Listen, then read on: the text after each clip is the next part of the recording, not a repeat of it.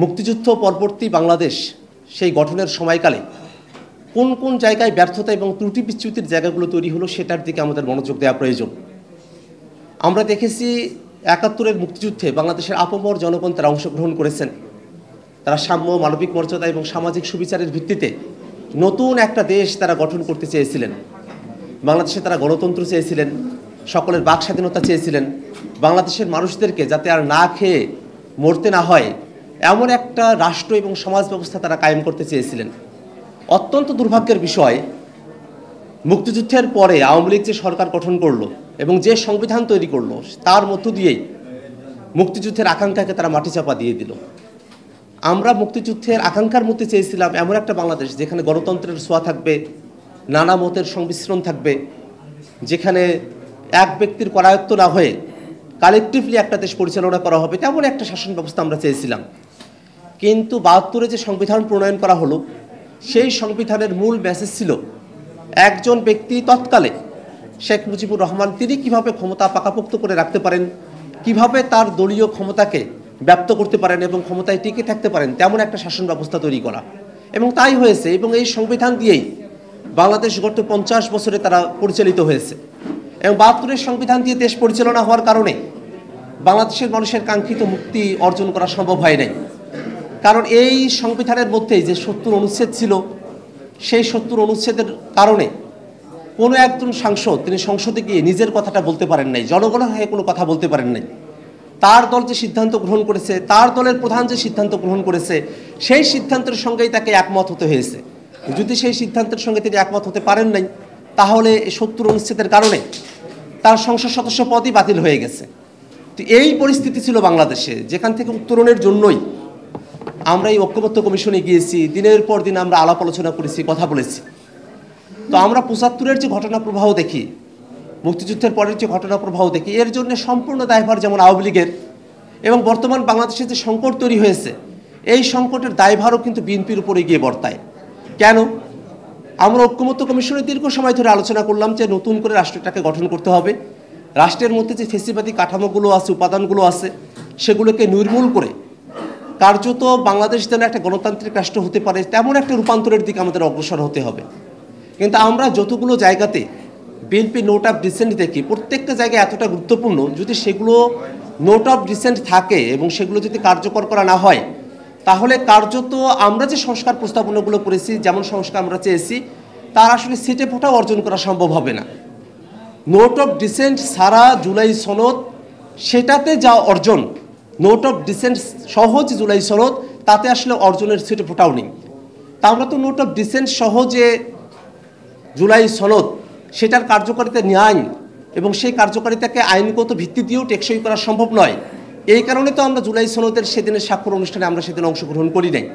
আমরা তো বারবার এই কথাটা বলেছি যে যদি জুলাই সনদের আইনি ভিত্তিটা ঠিকভাবে দেওয়া হয়, যদি যে সনদের মাধ্যমে বাংলাদেশ রাষ্ট্রটাকে নতুন করে গড়ার প্রতিশ্রুতি দেওয়া হচ্ছে তার আদেশটা যদি সঠিকভাবে জারি করা হয়, গণভোটের প্রশ্নটা যদি সঠিকভাবে প্রেজেন্টেড হয় এবং সামনের সংসদকে যদি দ্বিতীয় ক্ষমতা দিয়ে, গাঠনিক ক্ষমতা দিয়ে যদি সংবিধানের সাথে সম্পর্কিত বিষয়গুলোকে টেকসইভাবে নতুন সংবিধান অন্তর্ভুক্ত করা হয়, তাহলে পরে বাংলাদেশের মানুষের যে আকাঙ্ক্ষার জায়গাটি ছিল সেটাকে বাস্তবায়ন করা যাবে, নতুবার বাস্তবায়ন করা যাবে না।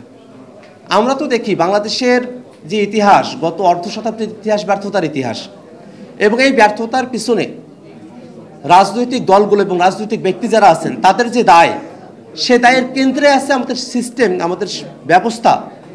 সেটা কখনোই এটা সঠিক ছিল না, কখনোই এটা গণতান্ত্রিক ছিল না। তো ৭৫-এর পরে যে বাংলাদেশটা নতুনভাবে গড়ার আমাদের সুযোগটা এসেছিল সেটাও আমরা অর্জন করতে পারি নাই। ৯০-এর সময়টাতে ৩ দলীয় জোটের রূপরেখা হলো, সেই রূপরেখায় অনেকগুলো ভালো কথা হয়েছিল। কিন্তু আমরা কি দেখেছি যে ৩ দলের রূপরেখার ভিত্তিতে ৯০-তে সরকার গঠন বা সরকার পরিবর্তনের সময়কালে তত্ত্বাবধায়ক সরকারের রূপরেখা আসলো, আরও অনেকগুলো পরিকল্পনা আসলো। এই দলগুলো কিন্তু যৌথভাবে হোক আর এককভাবে হোক ৯০ পরবর্তী সময় তারা বাংলাদেশের ক্ষমতা তারা পরিচালনা করেছে, দেশ তারা চালিয়েছে, শাসন করেছে। কিন্তু তারা ৯০ যে কমিটমেন্ট সেখান থেকে তারা দূরে সরে এসেছে, ৯০-এর কমিটমেন্টের মধ্যে তারা থাকে নাই। এটা আওয়ামী লীগও থাকে নাই, এটা বিএনপিও থাকে নাই, এবং বিএনপির সাথে তখন জামাত ছিল, তাদেরও একই ধরনের ভূমিকার কথাই আমরা দেখি। তো আমরা তো সেটা আর বাংলাদেশে নতুন করে চাই না।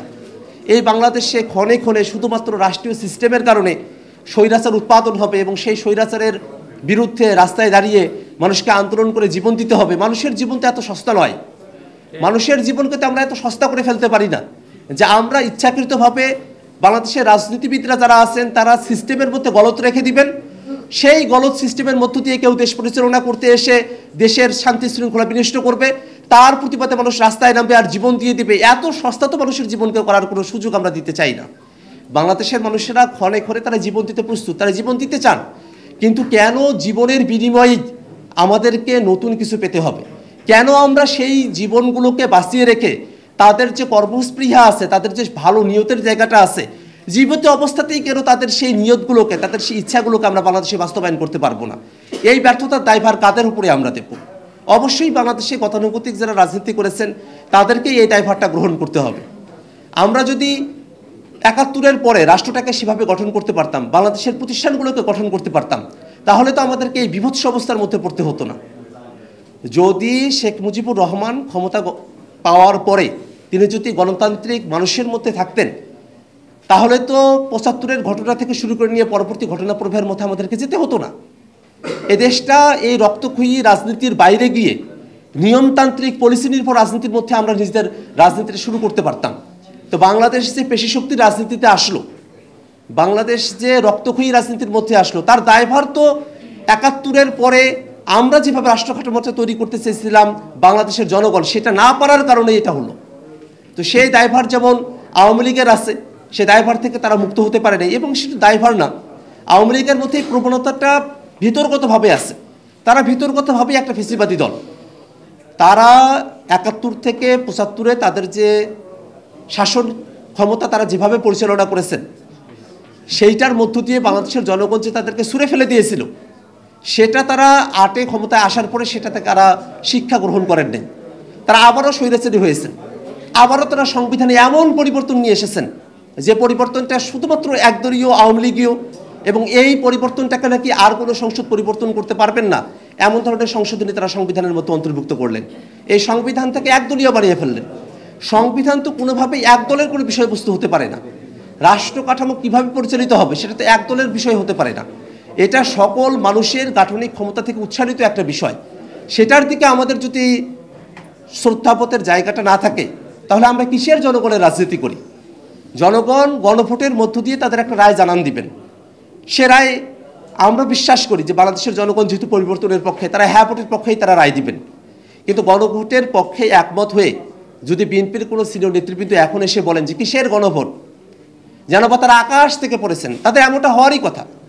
যারা পরিবর্তনের সঙ্গে নিজেদেরকে খাপ খাইয়ে নিতে পারেন না, যারা সংস্কারের পক্ষে নাই, তারা যখন নতুন করে সমাজে বিস্তার করতে থাকেন, মানুষের মধ্যে যখন সংস্কারের আলাপটাকে তারা প্রমিনেন্ট দেখেন, তখন তো তাদের আকাশ থেকে পড়ার দশা হবেই। তারা তো জনগণের সঙ্গে সম্পর্কযুক্ত আর নাই। তারা মনে করেছেন ৫ আগস্ট ঘটে গেছে, ছাত্ররা রক্ত দিয়ে, জনগণ রক্ত দিয়ে, শ্রমিকেরা রক্ত দিয়ে দেশটাকে স্বাধীন করেছে নতুন করে। এখন তারা না তোমার ক্ষমতায় চলে এসেছেন, তাদের ক্ষমতার জায়গায় আর কোনো ধরনের বাগড়া দেবে এমন ধরনের পরিস্থিতি মনে হয় আর কেউ তৈরি করতে পারবে না। কিন্তু বিষয়টা তো এরকম নয়।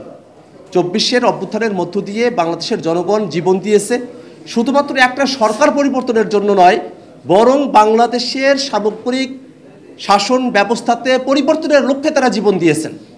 আমরা ৩ আগস্টে ফিরে যাই, সেদিন কিন্তু নাহিদ ইসলাম নতুন বন্দোবস্তের ডাক দিয়েছিলেন, এবং এই নতুন বন্দোবস্তের ডাক দেওয়া কিন্তু শুধু নাহিদ ইসলামের একার কথা ছিল না। অলরেডি বাংলাদেশের সকল জনগণ তারা কিন্তু একতাবদ্ধ হয়েছিলেন। তারা কিন্তু সবাই চেয়েছিলেন যে বাংলাদেশটা যেন নতুন একটা বন্দোবস্তের ভিতর দিয়ে পরিচালিত হতে পারে।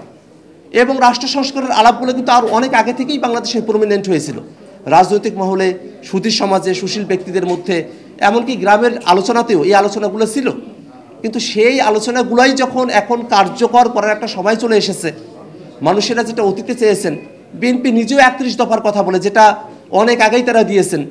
কিন্তু এই ৩১ দফা, তার মধ্যে যে কথাগুলো আছে সেটাতেও যে সংস্কার প্রয়োজন, এবং এই ৩১ দফা যে ৩১ দফার মধ্যে আর সীমাবদ্ধ নাই, বাংলাদেশের মানুষ যে ৩১ দফাকে ৩৬ দফা করতে পারে, সেই ভাবনাটা আর বিএনপির মধ্যে নাই। তারা আসলে বলে অনেক সময় যে সংস্কার চলমান প্রক্রিয়া, কিন্তু সংস্কারের সঙ্গে যে চলতে হবে সেই মানসিকতাটা বিএনপির নাই। এটা হলে তো দেশটাকে সঠিকভাবে আমরা করতে পারবো না। আমরা দেখি যে বাংলাদেশের যে প্রতিষ্ঠানগুলো আছে সেই প্রতিষ্ঠানগুলোকে গড়া গেল না। রাষ্ট্র গঠনের অন্যতম একটা প্রধান ধাপ হলো যে রাষ্ট্রীয় প্রতিষ্ঠানগুলো আছে সেগুলোকে সঠিকভাবে গড়ে তোলা। বাংলাদেশের পুলিশ বাহিনী সেটাকে নিজেদের মতো করে দলগুলো ব্যবহার করেছে। সেনাবাহিনীও অনেক সময় দলগুলোর অনুগত থেকেছে। এই যে গত 14টা বছর 15টা বছর ধরে দেশে গুম খুন সেগুলো সংগঠিত হলো, অনেক সিনিয়র অফিসাররা এগুলোর সঙ্গে যুক্ত থেকেছেন। তারা তো পারতেন দেশের পক্ষে থাকতে, কিন্তু না, এই মুষ্টিমেয় কিছু ব্যক্তির কারণে গোটা একটা বাহিনীর দুর্নাম তৈরি হলো। তারা বাহিনীগুলোকে আওয়ামী সরকারের পেটোয়া বাহিনী হিসেবে, দলীয় বাহিনী হিসেবে ফাংশন করানোর দিকে নিয়ে গেলেন। আমরা বিচার বিভাগের দিকে তাকাই, বিচার বিভাগটা স্বাধীনভাবে ফাংশন করলে বাংলাদেশের মানুষকে আর হতাশার মধ্যে পড়তে হতো না। যদি বাংলাদেশের বিচার বিভাগ সঠিকভাবে ফাংশন করতে পারত, এই ডিসিশন যদি আগে থেকেই চলে আসতো, এমন অনেকগুলো সিদ্ধান্ত যেগুলো সরাসরি বাংলাদেশের রাজনীতিতে ইফেক্ট ফেলে, সেই জায়গাগুলোতে আমরা বিচারপতিদেরকে দলীয় সিদ্ধান্ত দিতে দেখতাম না। কিন্তু সেটা হয়েছে। বাংলাদেশের গণমাধ্যমগুলোকে, এগুলো প্রতিষ্ঠান, সরকারি প্রতিষ্ঠান নয়, সেগুলো বেসরকারি প্রতিষ্ঠান, কিন্তু সেগুলোকে আমরা গড়ে তুলতে পারি নাই। বাংলাদেশের কোনো প্রতিষ্ঠানকেই আমরা গড়ে তুলতে পারি নাই। এই কারণে জাতীয় নাগরিক পার্টির প্রধান লক্ষ্য হলো বাংলাদেশের প্রতিষ্ঠানগুলোকে গড়ে তোলা, যার মধ্য দিয়ে বাংলাদেশ রাষ্ট্রটি গণতান্ত্রিক উত্তরণের দিকে যেতে পারবে। আমরা আজকে দীর্ঘ সময় ধরে আলোচনা করেছি। আলোচনার সারবত্য এই যে 75-এর সময়কালে 72-এর পরে ব্যর্থতার দায়ভার যেমন করে আওয়ামী লীগের, রাষ্ট্র গঠনের এই সময়টাতে যারা সংস্কারের পক্ষে নাই তাদেরকেও যদি সংস্কার সম্পূর্ণ করা না হয়, সেই দায়ভার তাদেরকেও ইতিহাসে ভুগতে হবে এবং তাদেরকেও জনগণের কাছে দায়বদ্ধ থাকতে হবে। আমরা মনে করি এই গোটা বাংলাদেশটাকে নতুন করে গড়তে হলে আমাদের দলাদলি বাদ দিতে হবে, আমাদের দলীয় সংকীর্ণ চিন্তা বাদ দিতে হবে এবং বাংলাদেশের পক্ষে যে সংস্কার প্রস্তাবনাগুলো আছে তার পক্ষে আমাদের সকলকে অংশগ্রহণ করতে হবে এবং সকলে মিলে বাংলাদেশ রাষ্ট্রটাকে আমরা চালাতে পারবো ভালো করে। বাংলাদেশে আর পেশি শক্তির রাজনীতি থাকবে না, আমরা পলিসি নির্ভর রাজনীতিতে বাংলাদেশে ট্রান্সফর্ম করতে পারবো।